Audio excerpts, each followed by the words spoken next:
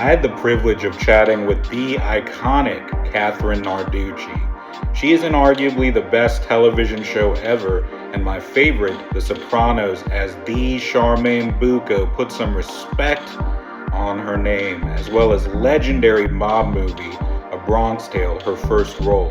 She was actually attending an audition for her son, but was noticed by director Robert De Niro, who casted her as a main character.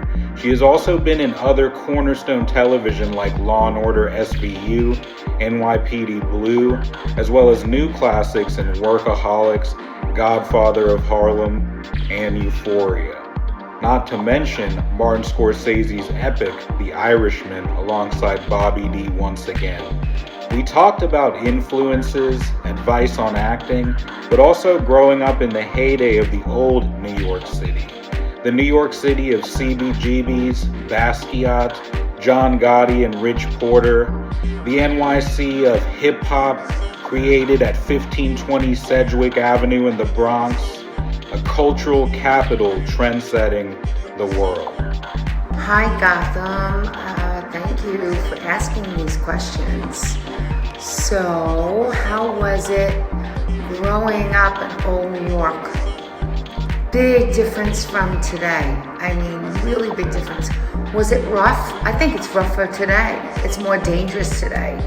Anyway, the city got more dangerous. It's more dangerous.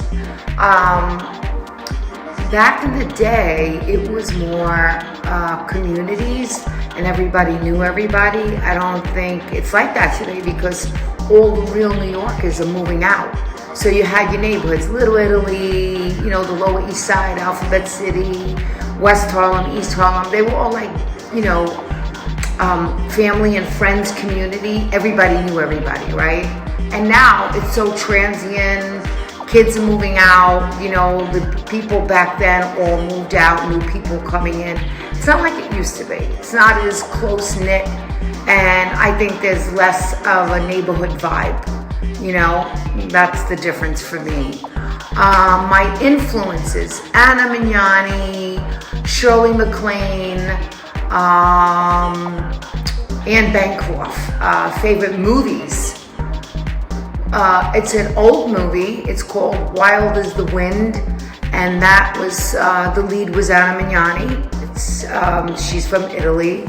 I don't know if you know her. She won an Academy Award for the Rose Tattoo here in America. I also loved Terms of Endearment with Shirley MacLaine. That movie just killed me. I also love Good Will Hunting. I thought that movie, the writing, the editing, the acting, everything about Good Will Hunting was fabulous. I liked Magnolia with Tom Cruise and Philip Seymour Hoffman. Loved that. Then you said here, many people love Carmela and other mob wives, but Charmaine was the realest. Why do you think the show still resonates? I believe that, as we all say, Charmaine was the voice of reason. She's the only one that went against the mob, I guess, although she was friends with Carmela and Tony since childhood, she knows them, so she was, I guess, kept the peace, kept the peace. But she was definitely the voice of reason, and she was not into getting any favors or making any kind of illegal money. She just wanted to have a good life with Artie and the kids, and although they never really showed our kids past the pilot, but just wanted to create a nice life without having to look over her shoulder. And that's the way she grew up, with two straight-laced parents, and that's where she comes from. Anyway, the show still resonates because now it's having a turnover. It's not that it ever left. It was always a fan favorite, like people who love TV shows. It's the #1 TV show ever in the world, but it resonates because it's now the younger generation is watching it, and it's really about family. It resonates because it's about family. It's very Shakespearean. Working with Barry Levinson, Beyond. I can't wait for people to see this movie. It's coming out March. I think 21st, if I am correct, in theaters, and I'm very excited about it. De Niro plays two people. He's married one to me, and he's married to Deborah Messing. And that movie, I think, is going to be a great movie. Barry Levinson is one of the greats. I love Barry. He gives the actors freedom, the freedom that they need. He makes them feel safe and secure, and if he's hiring you, it's because he knows that you can do the job. So you have sort of like a free range. You know, you gotta say the lines that's written, but he gives you a little space to also improvise. And we all know that De Niro loves to improvise, and it always turns out to be pretty genius anyway, more real than what can be written anyway. Advice for actors and those getting into the biz. I say just find a group of creative people, stay with those people, create things on your own. You know, you hear it over and over. We have cell phones, and it's easy to make short films and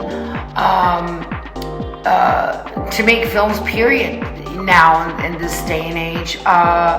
Just keep staying at theater, stay in acting classes, you know, in a theater club, or just being really constantly around creative people. That's what I still do. I'm a member of the Actor Studio. I'm still always putting up work. And never lose your wonderment, you know, still be curious, never lose your curiosity. And, you know,